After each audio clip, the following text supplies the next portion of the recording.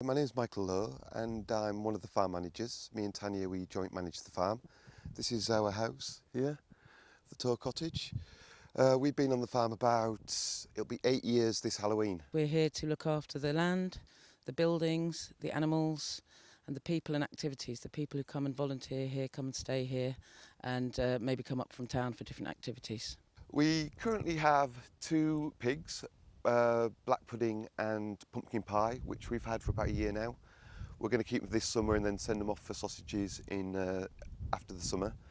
We've got we did have about 40 sheep and now we're down to about 30, 35 because of this, the thing which happened this week. We're running about 1.5 acres of vegetables, which Rob, who lives in the gardener's cottage, he's in charge of the gardens.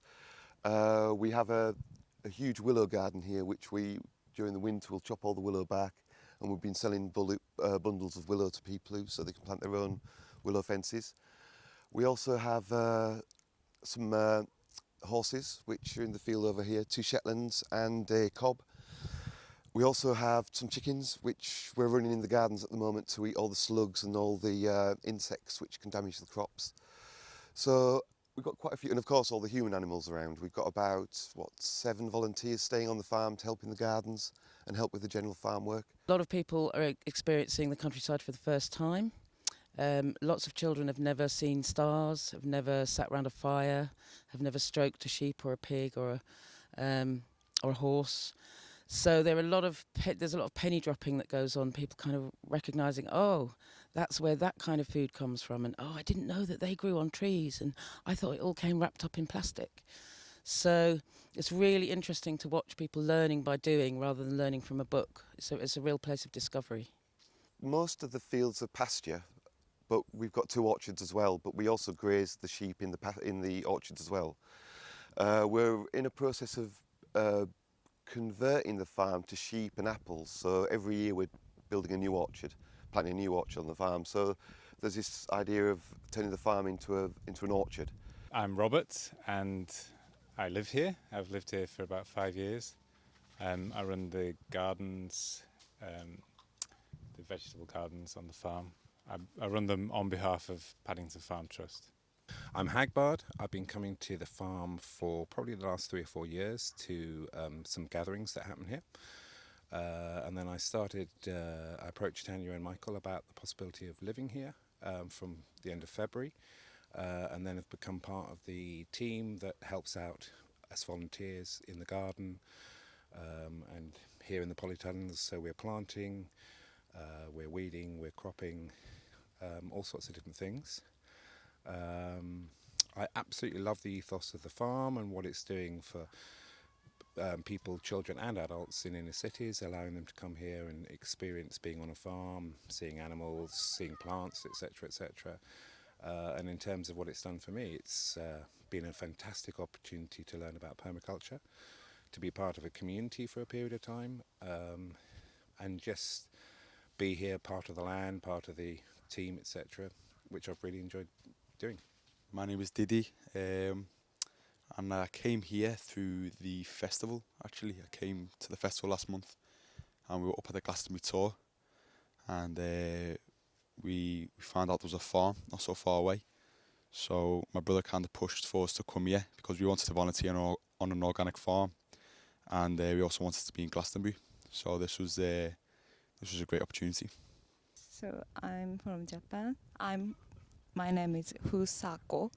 So I went to the line to organic farm tomorrow. So I went to the farming here. Hi, I'm Becky. I'm here looking after the campsite for the summer. We've got a campsite, so I'm pitched up in the corner, making sure everyone's okay. If they've got any questions they need to ask about the local area or the farm, I'm there to help and to keep the communal areas tidy. I'm really a presence generally, but I find myself doing a lot of other things beside because there's always something interesting to do around here. I'm Celeste. I'm 9. I'm 10. My name's Mariella and I am 8. And I live in Glastonbury and I've lived here all my life. And I live just up the hill, Windmill Hill, and We're at Paddington Farm and we're doing tree cookies. The farm gives me and my daughter, I've got a 10-year-old daughter, space, I think, and friendship and love, and it's just a beautiful place to be, and we're very, very happy to be here for the summer. I like doing cartwheels and dancing in the fields and stuff. And I like going on the go-karts and the witch's hat. Today it's volunteer day. Every Wednesday the volunteers come in, and a few of us are cooking lunch for the volunteers. So we've got doing pizza and salad and roasted vegetables. I've been given a whole box of chard, and I'm never sure what to do with that, so I'm going to bung it in some garlic and chilli and hope for the best, and oil. So it's about feeding the people who are working in the gardens, chopping wood. They could do any number of things. So it's about all coming together at the end of the morning, about 1 o'clock, and eating a communal meal together. Sometimes I help with the lunch for the volunteers, and I help make a little bit of the pizza oven. We're at Paddington Farm, and we're doing our forest school club, and we're making tree cookies, and it's where you saw a cookie out of wood, and after you get a screwdriver and you saw it in, you make a hole and then get some string and colour it in. So you can thread the thread through it, so you can put it around your neck or a belt or something like that. And we're doing that, and also there's lots of animals here and also a park. We were all set up initially to bring children out of inner city London to show them how country life is, you know, how to feed animals and what grows naturally, because sometimes if you live in the city you don't actually get to experience those things. And I think since then it's blossomed into this whole entity that's helping a whole manner of people. For us, we've been coming as campers for years, and we live in a town, and it gives my daughter the freedom to explore the countryside in a really safe and loving, nurturing environment. Hi, I'm Ethan. I'm 15 and I go to Crispin School, and I'm here because I'm doing my Duke of Edinburgh, so I'm doing some volunteering down at the farm. My name's Sol, Solfire. I ended up in Glastonbury beginning of the year, sort of relocating from Kent, and I've always come and stayed at Paddington Farm. It's been a great place for me to visit, and I've got a chance to be involved in sort of helping with the animals and the running of the farm. I'm Robin, and I came to Paddington Farm originally to have a look at what we might do with the big barn and whether there were ways in which we could do something interesting with it, because in the past I'd built a little visitor centre at the Red Brick project out of Argos catalogues, and I'd built that, and I'd renovated our village hall with straw bales and wine bottles and sheep fleece and stuff. And so we looked at the barn, but we couldn't afford to do that. So we thought what we might do is build a classroom out of recycled stuff. So that's what we did. So the classroom is made out of old pallets and vinyl flooring and 100 car tyres and spare glass windows and all sorts of stuff, where everybody on the farm helped. And I also brought the scrap metal recycling scheme up from another project I'd been on before. And the idea of that was that people give us old metal stuff, and if it's just metal, it goes in the skip, and Thomas's, the local scrap people, give us money. But if we can mend it or make use of it, or for example, we get bicycles and things we can make into go-karts for the kids to play on, we do that. So that's what I'm here to do. And I've now sort of done those, which means I shall be off and doing something else. My name's David Bamwell. I'm a farmer from Wedmore, where we farm 400 acres with 300 beef cattle on it at the moment, and 25 acres of cider apple orchards, a bit like these we can see here today. My name's Celia, and I've been coming to the farm for about the last 8 years. I do quite a few different things, like looking after the animals to chopping wood, and I've done some things to help out in the kitchen before. It's a great time for me to learn new skills, so I guess we kind of learn off each other. I like the interaction with the animals, children, groups of people. Believe in sharing and caring and all getting on. We grow vegetables to sell, so I bring in some financial, some income to the farm, and we also feed the volunteers with the vegetables as well. So hopefully I've also created a beautiful space with the help of lots of volunteers, a place for people to enjoy and be inspired and get involved and get their hands in the earth.